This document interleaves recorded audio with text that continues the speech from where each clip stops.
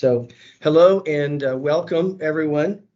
It's September 28th, 2022, and we are televising live from NetSuite's SuiteWorld in Las Vegas, Nevada. My name is Andy Park. I have over 25 years in business and IT consulting experience, and I'm also co-founder of TeamCentral, which is a low-code integration platform as a service company. I'll be your host for today's event, and shortly I'll hand it over to Ed Harof, who will be the MC and moderator for the event. We have an amazing panel lined up for you. Several are joining from around the globe.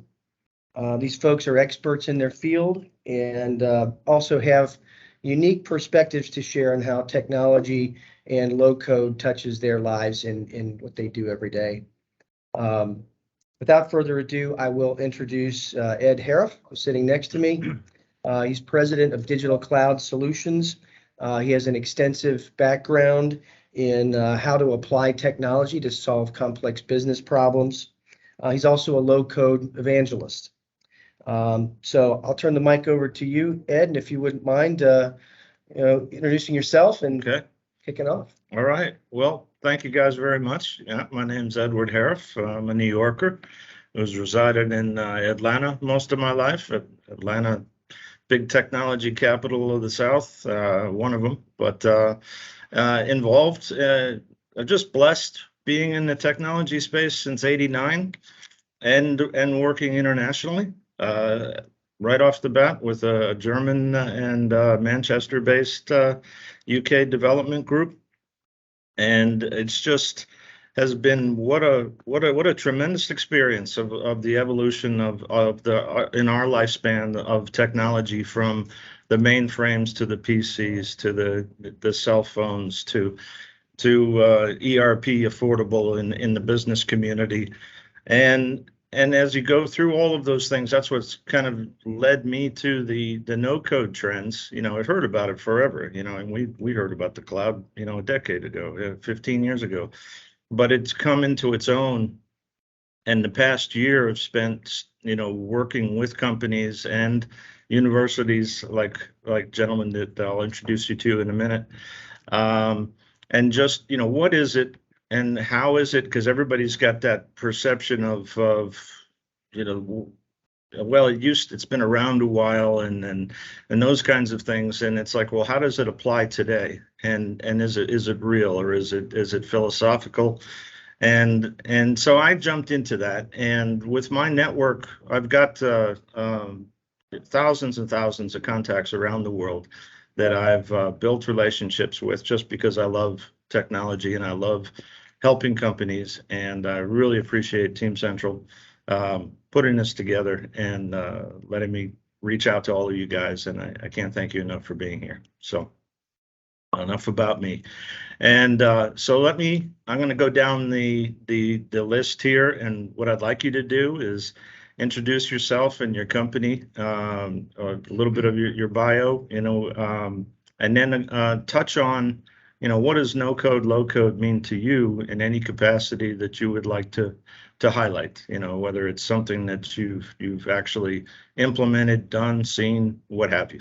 Okay, so we'll begin with A, and I'm pleased to introduce you to Adam Shapiro.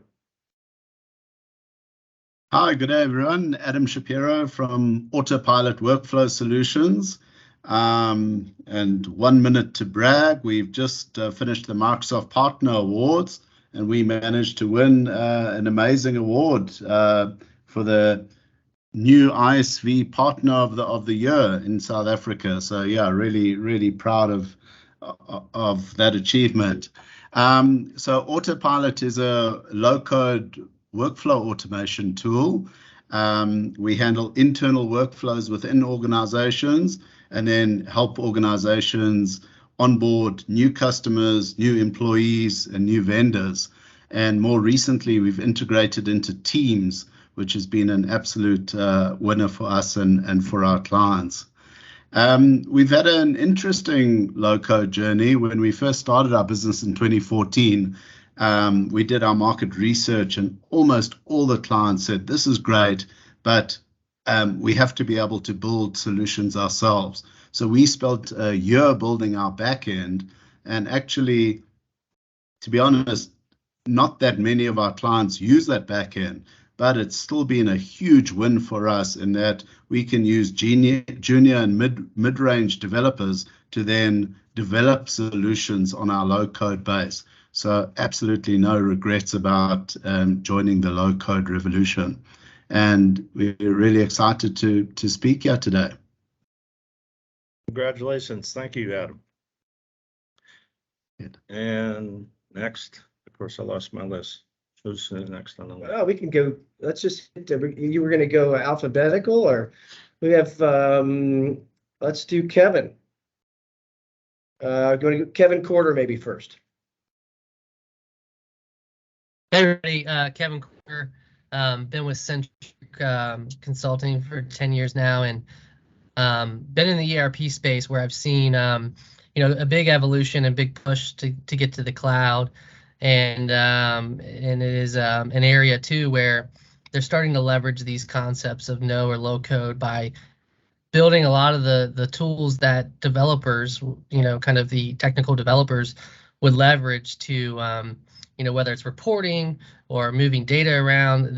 These cloud applications are building them in the apps for, kind of business system admins to really take their abilities and reliance on IT to the next level. So it's been really cool to see.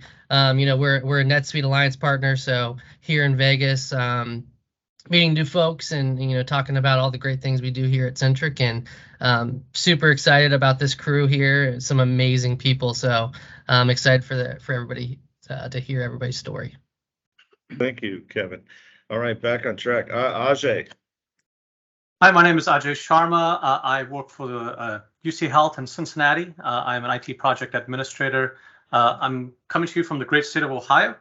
Of course, one of the things that I've been doing is over the last 15 years been involved in healthcare IT.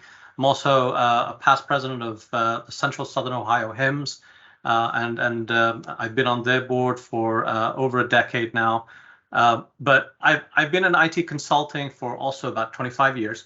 And one of the things that drives me within healthcare, and especially healthcare provider IT, is being able to do more with less. One of the main things healthcare is challenged each and every day to come up with innovative and imaginative solutions for better patient care. Ultimately, that is our North Star: better patient care, better patient engagement. Those are the things that I believe we can leverage low code or no code type of applications in order to facilitate faster rollout to and deployment to patients and our providers. So that's my take on today, and I look forward to the discussion. Thank you.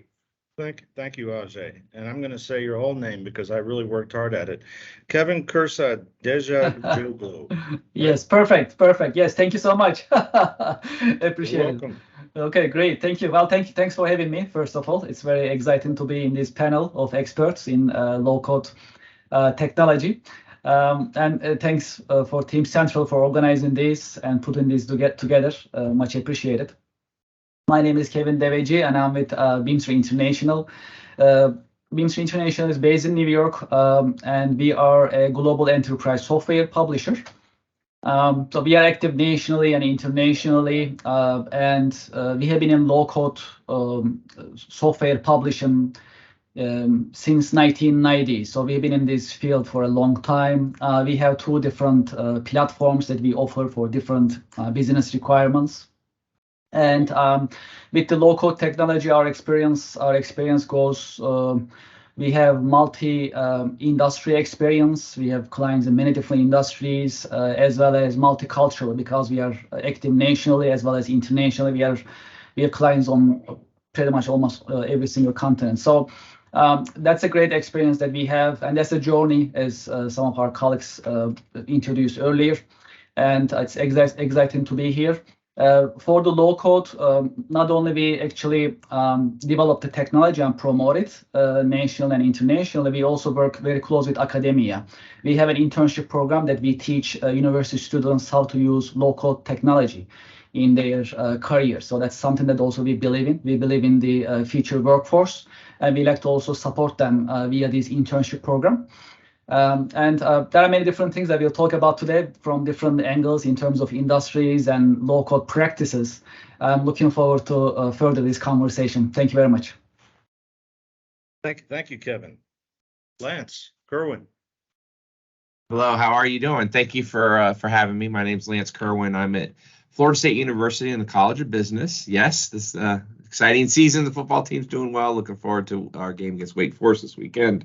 I have 28 years of experience, starting off as a mainframer, client server, and web apps. I've done a lot of strategic work, especially around data centers, probably the last 10 years. But at Florida State, I've been on faculty for 5 years. And to build on top of what Kevin said, I'm really focused on that future workforce as well. Low code, no code to me means that our industry has made it. It's about collaborating with the people that we're solving problems with. If you go back to even when I started my career 28 years ago, you needed to have somebody that knew what a computer was if you wanted to build software. In fact, it was almost a privilege to have a computer in the 1980s and 90s, and now it's expected. And the one analogy I like to explain to my students that are coming into the workforce is if you just go back 100 years ago, to any town in the United States, you might be having a debate on whether you're going to get a car. There weren't interstates in the country. We didn't have the infrastructure in place. We had the train then. And if you go back, I think it's important that you look at the history of computing and where we're going. And low code, no code for me is a springboard into the next. My 28 years have gone by like that. So let's round it up to 30. The next 30 years, this low code, no code is the bridge into everybody being able to get the same type of skills and experiences we have. And then we can focus on collaborating and designing. But really happy to be a part of this group. Thanks for having me. Thank you, Lance. Yeah, I don't miss dragging around a 286 in a monitor at the Delta check-in counter. Things have changed. Mr. Johnson, Marc Johnson.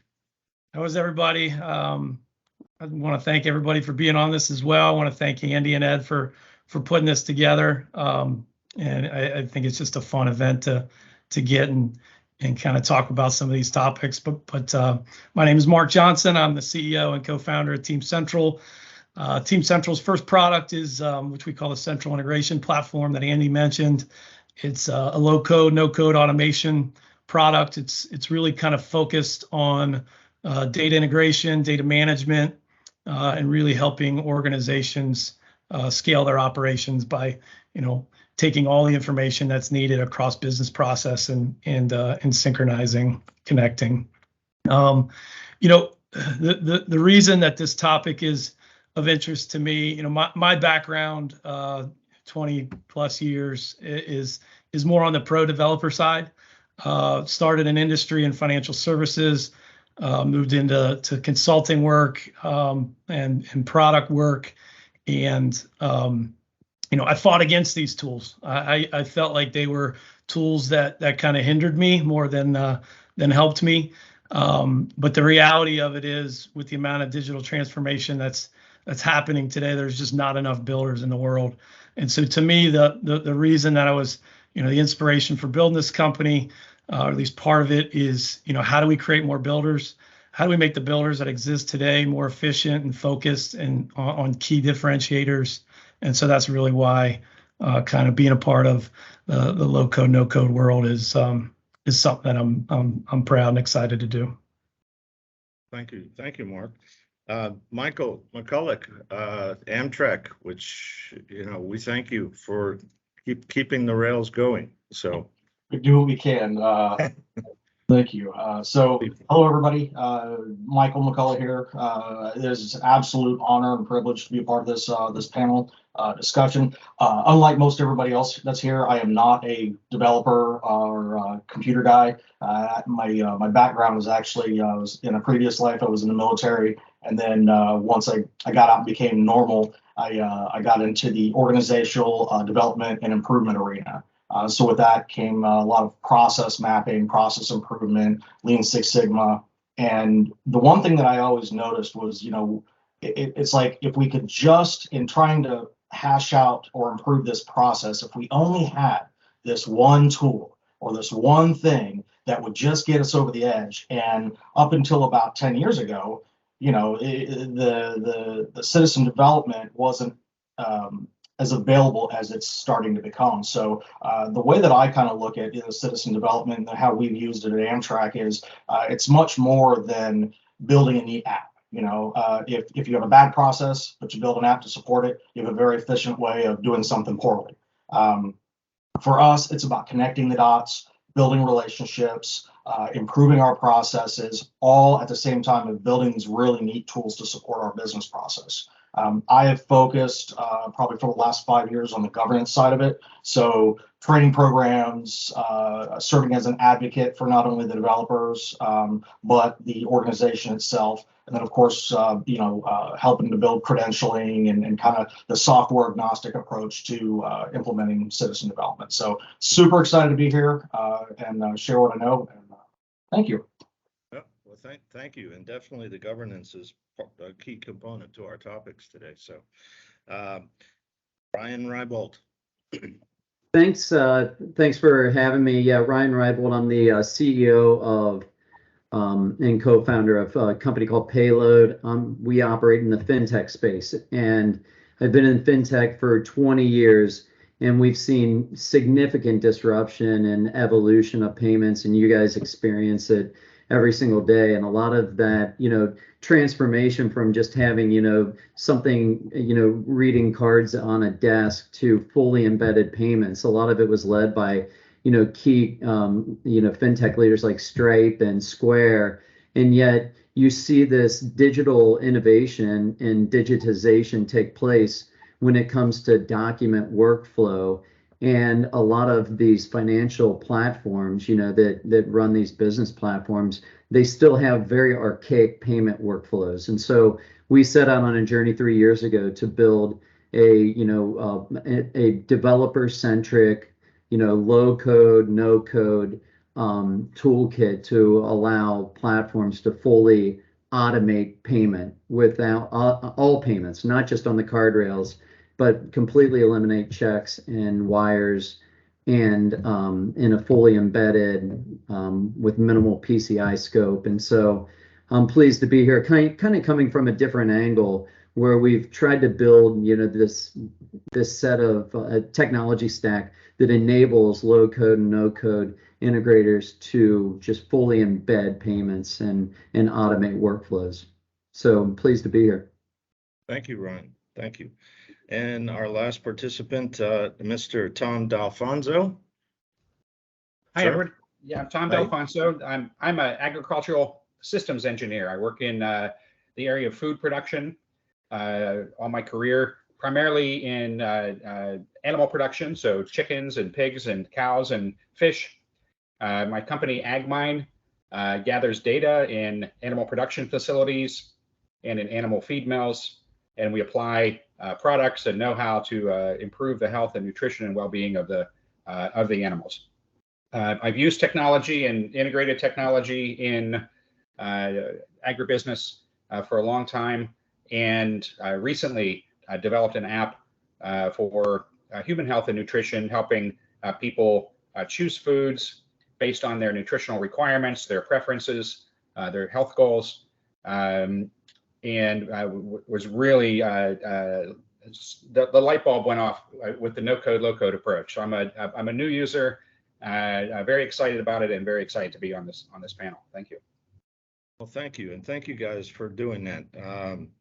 What a fantastic mix, and that was the whole point. All of you are very successful, and I find with a lot of podcasts and things, there's a lot of theory, which is good. We need theory, but we also need results. And here's the team that you guys just listened to, and this is available for recording or playback right afterwards. And I encourage all the participants to play it back and share it. So let's get to the questions. And we directed the way we did this is we wrote out some questions. I posted a few for those of you that saw on the LinkedIn. They're guiding questions. We identified names of some people that we think kind of falls into their back door, so to speak. But it doesn't mean if you don't have anything to contribute, please speak up. Just no profanity or abuse or political discussions. Okay. Okay, good. So we'll start with, what is, you've covered this, but at the same time, in a sense, what is a pro and citizen developer mean? What's the difference? And I'll start with you, Kevin. Kevin C. Yeah, so in my world, in the kind of the business application world and enterprise apps, I mentioned it a little bit. All these cloud ERP products have some layer of a kind of UI version of the code, right? And when I think of pro versus citizen developer, I think the citizen developer is someone like me that doesn't write code, can get in there and execute on actions that in most systems somebody is in the background actually hands on keyboard writing the code. I see a lot of these tools be more point and click in nature versus kind of full blown kind of writing out lines of code, which again shows my lack of knowledge of what a pro developer does. So but I'm seeing the tools be part of the UI, the user interface, as opposed to kind of back end, got to get your development studio set up. Okay, and Marc. Yeah, so ironically, I was at a conference yesterday, this Chief Data Officer Summit in the Midwest, and there was a great topic around kind of federated data management. And so we have these models that exist in the data world historically, where you have these kind of monolithic data warehouses, and it's hard to get the data out. It's hard to have confidence in the data, and the shift that this whole talk was about is moving to that federated model.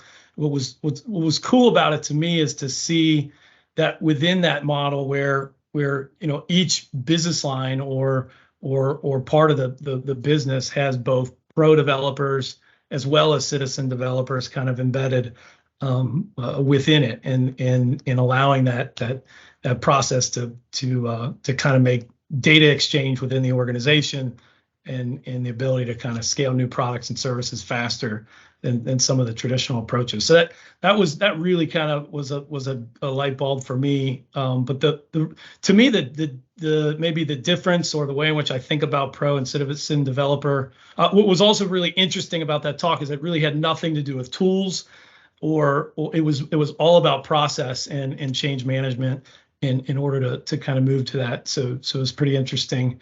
But to me, the difference is really kind of around the use cases that you're trying to accomplish, and the tools and the people that are skilled in order to solve those problems. Think about the products themselves kind of on a spectrum, based on the level of control that the user has. So pro tools are going to have less levels of abstraction. You're going to have more control at lower levels, whereas citizen tools or at least, and a lot of them they exist today, there's higher level of abstraction and less control. But I see kind of a convergence of the two, and that's what kind of made that light bulb go on yesterday. And I think the result of that is awesome. It's going to create, professional developers who are more focused and can truly kind of be heads down on differentiating things. And it's going to allow citizen developers to kind of take on more complex use cases. So that's kind of how I see both. And Adam? Yeah, I agree 100% with Marc, that convergence of citizen developer and pro developer certainly into one product really assists us in a couple of ways. So, the one way is that then we can use more junior, as Marc said, there's such a shortage of builders, such a shortage of skills. And if you can now use more junior developers to develop complex solutions, then we're winning. Then we leave the pro developers to do the integration and so on. But another big point that's come up for us is around clients, even though, as I said, they might not use the development tools or the low-code tools, it's almost like a gatekeeper. You can't, often our clients won't go forward unless they have got access to the low-code environment. Whether they choose to use it or not is another story. But it's almost, you need to get into the game by having the low-code environment set up. Right. Very good. I mean, because that's just the evolution. I mean, things change, and that's the way. And if we look at Marc, you touched on a number. I mean, there's the education, the awareness, the process component that's changing the landscape. And you know, you don't want to give COVID credit, but you know, in a sense, you know, it's made things accelerate quite a bit in being able to do things with less and remote. And you know, I mean, really the world we've lived in for a long time, right? Except that now the businesses up the street have to operate that way. But it's that education, that process. And I think one of the pluses for the timing of us is that look at how tech savvy everybody is these days, right? How impatient they get when they download something and install it, and it isn't like this. You know, when we grew up, downloading and installing something, what? You kidding, right? You know, they're just elevated. So incorporating that into the business and the schools and understanding how the pro and the citizen mix is key. So we'll go on. Number 3, what does live application development, testing, and modification mean? Start with Michael. Yeah, so that's actually a really great question. And you know, when I was initially speaking about problem solving, critical thinking, citizen development really hits home with that. It really, one of my colleagues that I have used the phrase, it empowers bold behavior, right? And so when I think about live development, I go back to March 2020, where this big bad thing called COVID was coming to get us, and there's 60 of us sitting up in a room in DC, and we're trying to figure out, you know, what routes we're going to keep and what incidents we have to respond to. And, you know, we've got about 900 plus facilities that we have to keep track of. So the ask was, we need a way to track COVID cases that are coming in. We need to be able to track where our employees are at, and then respond to that and display that to the executive and the board. We went to IT, and, you know, of course, no disrespect to them, it was going to take, I want to say they said 2 to 3 weeks to at least have a dashboard. And that was absolutely unacceptable because we needed it like yesterday. And so I very quietly turned to my boss at the time and I said, hey, listen, I've been working with this program. I think I can have this done in like a day or two. You know, what do you think? And she's like, go for it. So I literally jumped on it, started developing. As I'm developing it, I'm asking the different executives. I went to our chief of police. I'm going to the operations, the engineers. I'm saying, hey, what do you really need to see? And as we're doing this, I'm able to connect all the dots and have a way for us to input the information and then display it very quickly, live, as a matter of fact. So being able to do that and test it kind of as we're going through the process was really critical. And it was actually successful enough that we're still using it today, the product. So it's not one of those things where, you know, you've got to go through this long, agile waterfall approach and connect the dots, and it takes forever. These are tools that you can build live on the fly. So yeah. Excellent. You know, the live component, event driven, the streaming, the reactionary scenarios that come into the daily workload is now part of the development process. You know, if they let it, right? I mean, that's the whole point. Is what do you mean? All right. So, Tom. Sure. Well, 2 points here. One, just picking up on this theme of the pandemic and how live application design and development could help many industries. You know, the food production is critical. There were many supply chain challenges, and I saw some firsthand, development of what needed to be, agile. And that's the second point I'd like to make is we've been talking as an industry about agile for a long time, but this is the real agile. The live application and development is what we meant all along by agile. So now we're calling it hyper agile. But no, it's very dynamic and very exciting. You know, we are not all technically oriented in IT, but it's hard to think of anyone who doesn't use technology and who hasn't said, I just wish my app would do this, or I need this additional piece of information to do my job. And when you have an environment where you allow citizen development, and then people get what they need to do their jobs. And that has been, again, one of those eye openers in seeing this technology and this methodology put to use. Okay. Adam? Did Adam hear me? Adam's on mute. It had to happen, huh? Dress, So, yeah. Take two, go.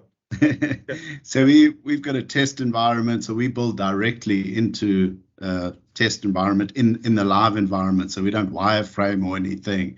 We build it because a big red band across the top, and then once all the testing is done, then we can push it to live. So, you know, that helps clients to really understand and see what the application is going to do, as opposed to looking at a wireframe. But the big challenge is making sure that what goes out and subsequent iterations are up to business spec and so on. So we're really strict around having that gatekeeper to say, okay, well, right, let's push this to live, because the downside is just getting anyone to be able to push live solutions through. And if it's a financial system or really a business critical system, it could cause challenges. So vital to have that gatekeeper in there to say, right, this is ready to go live. Thank you. And Lance, of course, live is in class by the end of the day, right? That's about as live as it gets, right? It's fascinating. So I teach systems analysis and design, and it's based on the traditional SDLC, which is a great baseline methodology on how to build software. And I think it's important to at least understand the tasks and process of building software.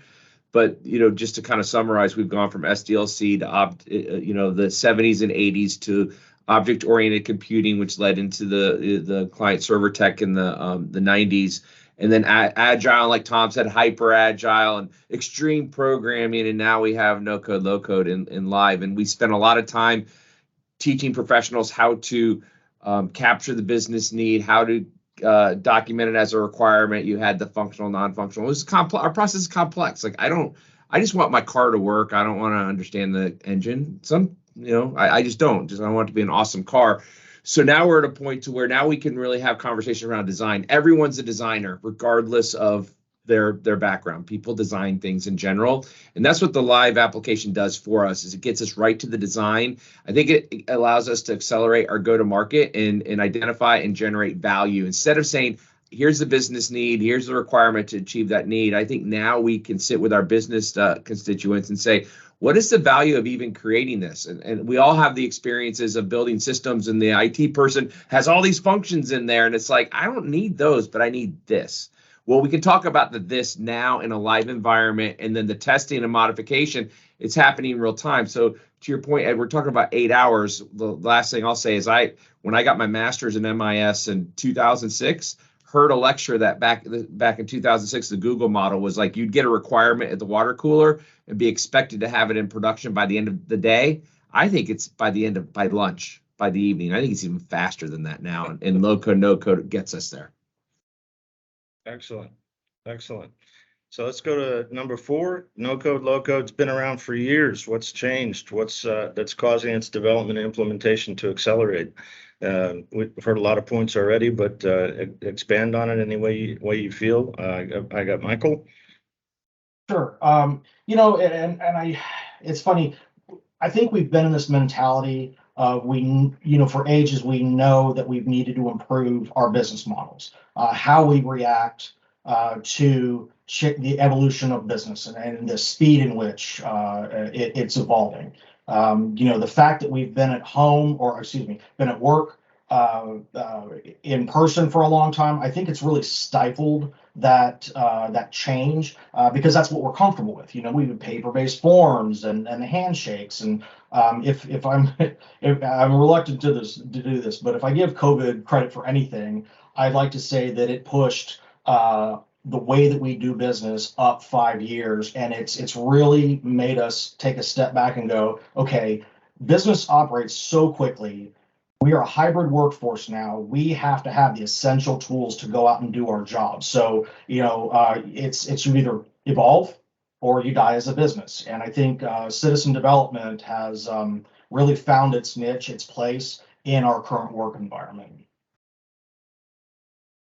Okay. Lance? Yeah, I want to build on that, and I think Michael's right that the pandemic did accelerate the business by 5 years. I think that's a great number actually. And so when I look at the next generation workforce coming in, and these are 20 to 23-year-old professionals in a classroom, and they don't have any concrete experience, but yet I tell them, you're a technologist, you have your mobile device, you know how to download an app, and many of you have ideas and you go code, and because you're able to almost leverage technology that already exists in terms of objects. So there's always search in most applications. You're presenting data, and now what I like to do is say, but let's get into how humans make decisions. Like, what does that problem solving look like? And we have a bunch of different industries represented here, and I know we're going to dive deeper into some of the questions that we have on board. I'm fascinated with what information people need, and how does low code, no code enable getting that information faster and smarter. I agree. Like we don't have to be like, we're here virtually. Although I really did want to go to Vegas, Ed, when you called me up. But aside from that, I mean, how cool is it that we can come together right now for this hour, share ideas, promote this out, and then we continue to collaborate. We're going to grow a lot faster. So I just want to kudos, Michael. I'm with you. I think the pandemic did accelerate how we do business by at least 5 years. I like your point there about, I mean, I've heard different terms, fireside chats. I have this image of 6 kids, 20-year-olds, right? In a room all looking at this, but they're like, did that work? And they're talking back and forth, and they don't even know that they're actually executing an implementation plan by finding out all the terms that we use. They don't think anything about it. I got Marc, you want to contribute?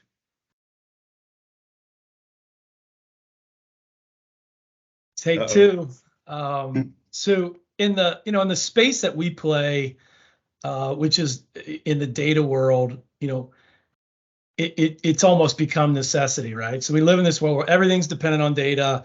Organizations run off of anywhere from 10 to 20 SaaS-based companies. So you have all this data that's distributed across the enterprise, and it becomes really difficult for organizations to grow and scale. So I think that level of distribution of data is really kind of accelerating why this stuff is so important. For us, the reason why I think the solutions and the technology has grown so rapidly, like in the last 4 to 5 years, is standardization. So a lot of the data sources and APIs and ways that you connect information is all kind of consolidating into certain different certain protocols and authentication methods. So I think that really kind of accelerates the growth, which is fun to see. And I think the next force multiplier is really going to be around AI. The solutions to intelligently build, test, and monitor are just going to continue to get more intelligent and be able to grow on their own. And so I think that's kind of the next wave that I see happening now. Well, and the next topic really geared towards integration and operability challenges. It's what does it mean to you, and making everything work together. So have at it, Ajay, please. Oh, I'm sorry. Yes. Go ahead. One of the things that a little bit about the previous question, I wanted to mention something, and I'll go to this. So, all of being in healthcare for so long, one of the things that we've talked about in healthcare for a long time, 10, 15, 20 years, was telehealth, right? And the challenge is that, patients didn't want to go to, they wanted to go see the doctor. They had that. And then the doctors, they didn't want to do it because they were set in their ways. And so along comes COVID, right? And then the world changed overnight. And so here we are. We don't want to go out. We're stuck at home, right? We don't want to go out. And the doctors are like, okay, we need to make, they realize they may not get paid if they don't have appointments. So they're now incentivized. So they will start reaching out and going, we need to make sure we have a solution quickly. And so telehealth was one thing that, changed overnight.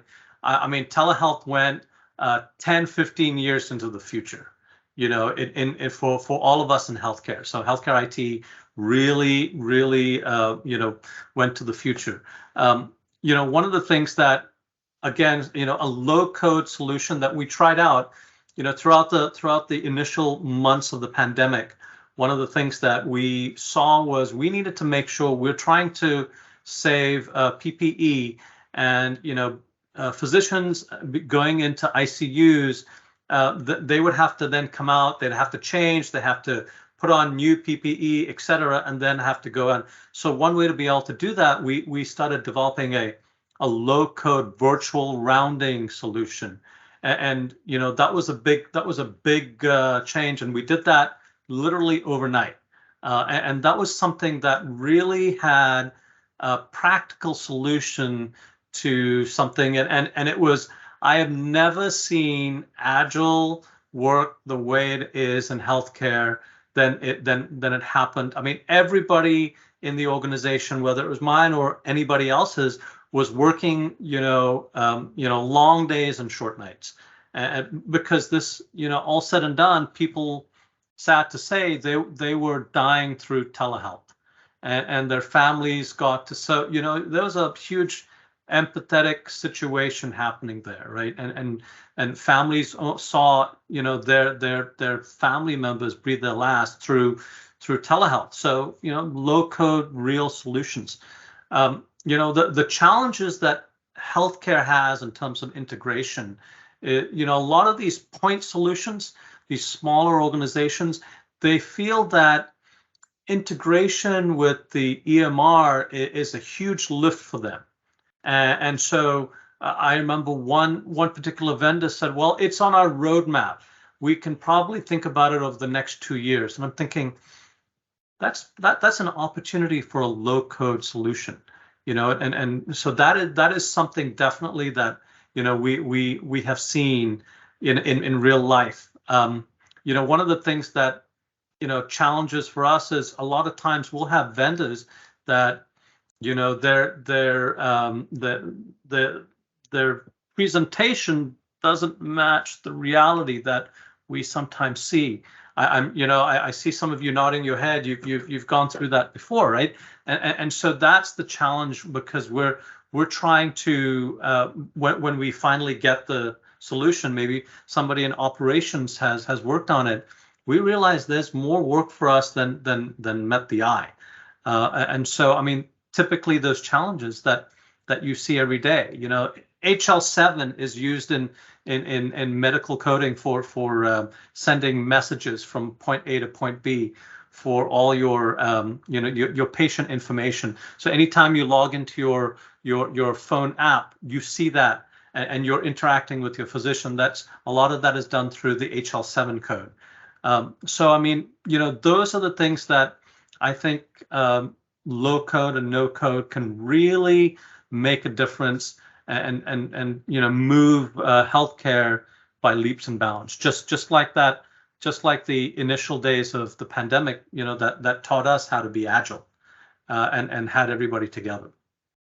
Hey guys, I just want to be upfront with you. I can see that we have technically 16 minutes to go, and we've got 6 questions to go, and I could talk about the same one for the next hour, but I know that we can't. I want to hit that with Ryan. But we can have other ones, but I'll try. I think we'd just go through as many as we can here.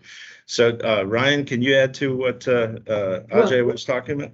No, I mean, as I mentioned earlier, and I'll keep it really brief. Our role is basically to automate the inbound and outbound payments, and we operate in a wide array of different industries and platforms. So we have to basically meet that technology platform where they're at.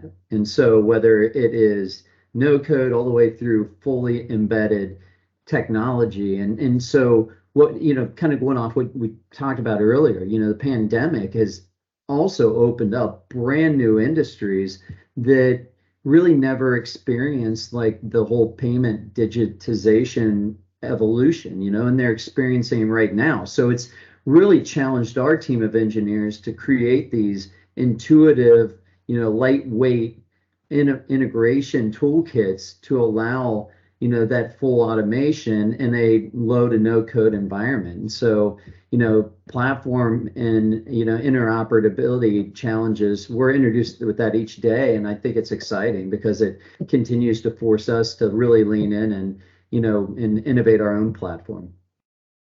Tom? Well, just like most industries in agriculture, we really do work in silos. And what I think is important is that the no-code methodology allows people in different parts of the value chain and supply chain to share information, but to get the information they need to do their job. So, for example, a change in weather in the Midwest, the temperature goes up, animals don't eat as much. That's going to slow them down. It's going to affect the processing plant. So we have these challenges all the time in agriculture where the data are very variable. And one of the things that I really came to appreciate about the no-code, low-code methodology is that it's more about the data. In other words, people want the processes and the IT tools, the apps to do what they need to do, the processes to do their job, but the common denominator all comes back to the data. And what I found is that the tools that are now available for developing low-code, no-code really take advantage of you know, the structures of databases, things like security. All these things are sort of built in and taken care of. You don't, the citizen developer doesn't need to worry about coding for user access, or, you know, this still resides in the IT role. The other thing that I've seen is that it really facilitates conversation in companies. In other words,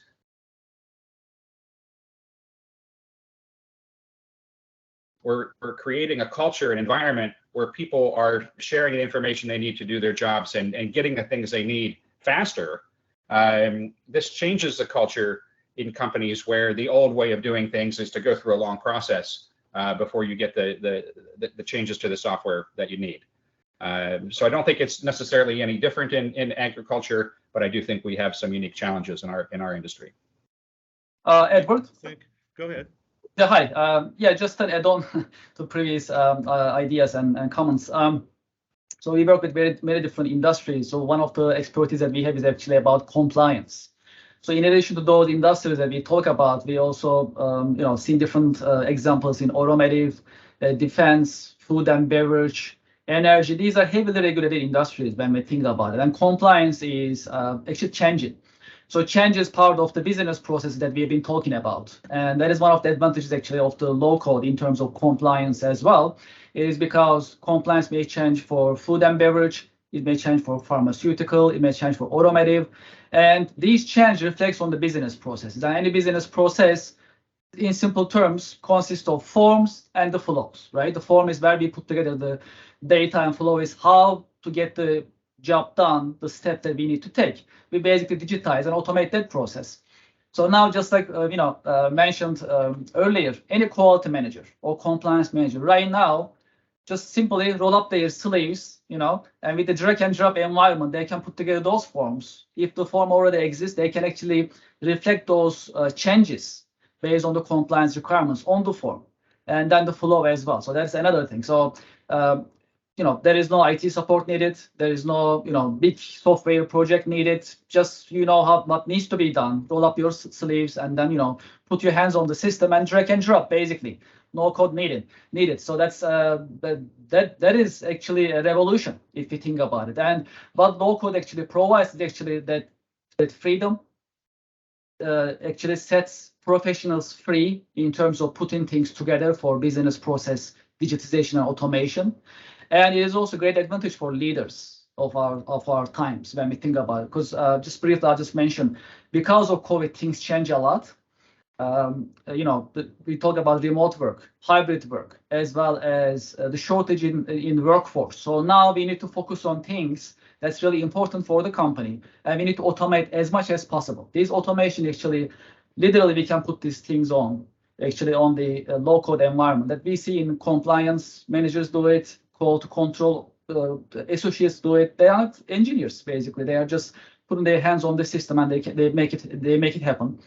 As well as even junior level, entry-level employees who just join the workforce, they can do these things quickly and automated. So that's a great advantage in this day of age for any company. Good segue. Next question. Building more with less. So thank you. But I was thinking about you, so that you got it. But building more with less, I mean, when for a long time that was almost a negative connotation of something that the company wasn't doing well, that we've got to pull it together. But that's not the case, really.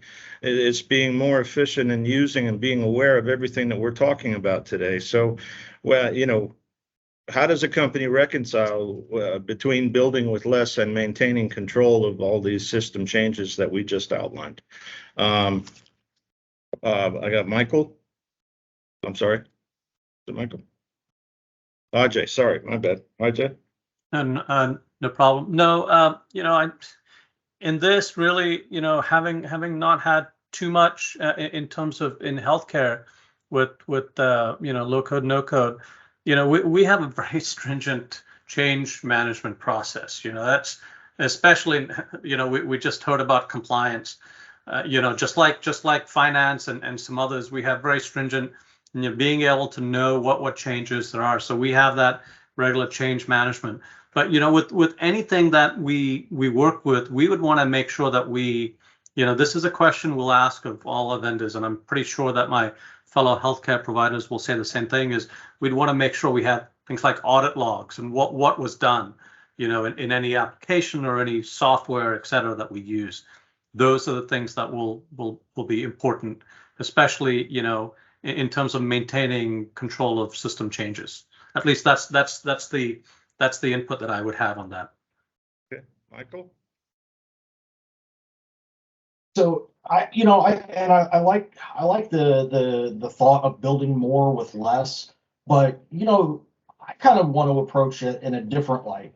Citizen development actually allows us to build more with more, because now what we're doing is we're actually empowering a whole new set of developers out there to build all these one-off solutions that, quite honestly, that's 90% of what we need in business. So as long as we have the appropriate governance, the standards, the guidelines, a good solid relationship with our IT department, our strategy, we can build more with more, and we're still doing it for less. If you think about it, I mean, traditional citizen development costs a third to develop it, takes a third of the time. So the benefits are definitely there.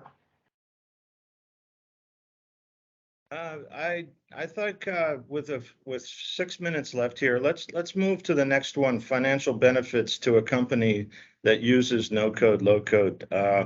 And Adam, since you've got the special trophy there, how about if you start us off with that? Here, let's see the trophy again. Let's try and get it in the there. major reward, right? And for those of you who weren't on the topic earlier, I'll let you say it, Adam. Yeah, so it's the Microsoft South Africa Partner of the Year Award, ISV Partner of the Year. But yeah, in terms of the financial side, yeah, it's really using juniors to be able to develop quicker and more efficiently. I just want to touch on another thing really quickly. So I think we've all established that the development can be really quick, and the integration, the APIs and so on. On the ground, our biggest challenge is those compliance officers that Kevin was talking about, legal and so on. And maybe they weren't involved in the project from day one, but that's where the longest time takes. It's not the development. I think we've all established development can be quickly, but then we need to integrate into teams. Where's, who's going to approve this and so on. And if that was sped up from the beginning of a project, that would really help us to develop a lot quicker. So it's just a on the ground practical challenge that we have to rolling out a project really swiftly. I think, yeah, that's another this topic here, we could take and expand on this in other discussions, because you got the financial benefits of the corporation that is trying to produce the feed and the food and is having to deal with all the compliance and the labels and the raw materials. And then there's us, right? That are trying to do the implementations and the development, and so we're both there's financial benefits to both. And Adam, my bad. Lance, maybe you could talk a little bit about that in regards to the education world and what you guys are sharing, in the class, why am I learning this? What is this going to do for me when I get out? Yeah, I think it's going to help somebody that gets a degree in computer science or MIS to really develop that business acumen to want to even care about costs. I try to explain cost center, revenue center, and I do come back ultimately to the value, but the financial benefit at the end of the day is you're more what the tasks that a traditional IT professional would do is now being transferred to the business unit. You're giving them the tool to develop their idea. Now, as an MIS person, I think our role changes. We can coach. We can focus on the other harder problems around making sure the security is always, at the top quality. We can look at the data management piece. We can look more at strategy and the tasks of having to capture the requirements and design the system go away. So the overall financial benefit, it's actually probably going to, it depends on what your technology stack you pick, what process you end up implementing. But it does ultimately, I think, integrate the business, bring it closer, and the IT function is just not out. It's not a barrier anymore.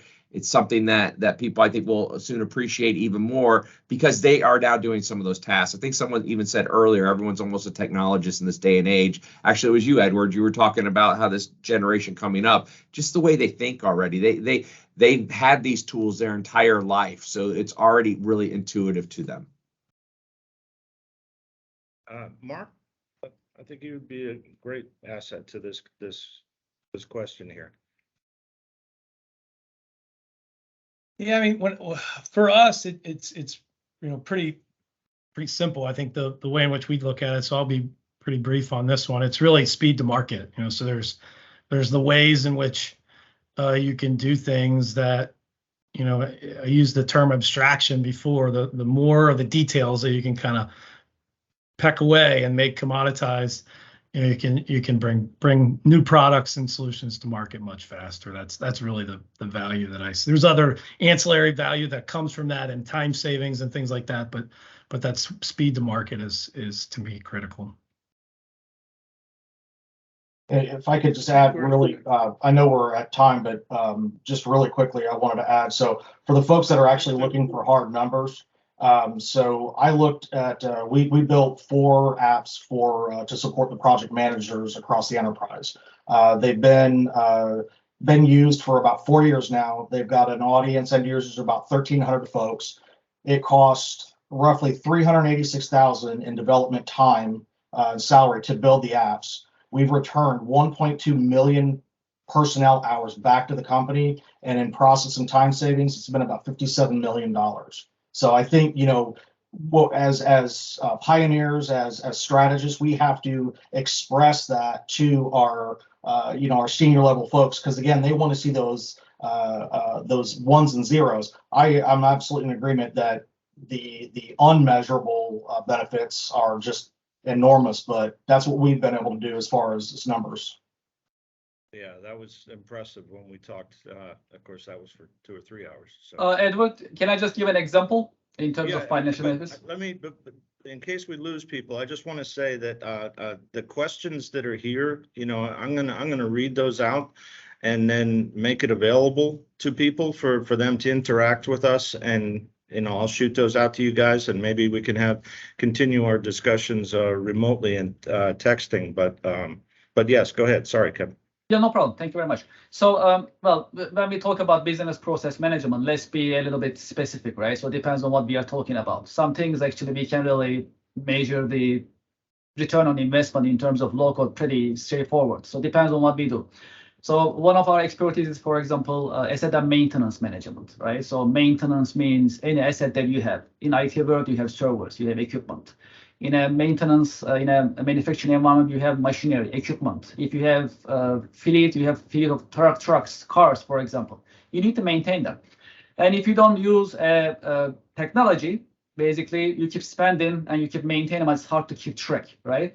So that's what we see, for example, in terms of asset and maintenance management. Once you use the low-code technology to manage your preventive maintenance and predictive maintenance operations, you apply it in the low-code environment, you save time and you save money. And the savings are, we learn from our clients, for example, when they apply this technology, a 20% reduction in the maintenance cost, for example, regardless of what you do, right? Could be a manufacturing environment, could be a facility maintenance operations, and so on.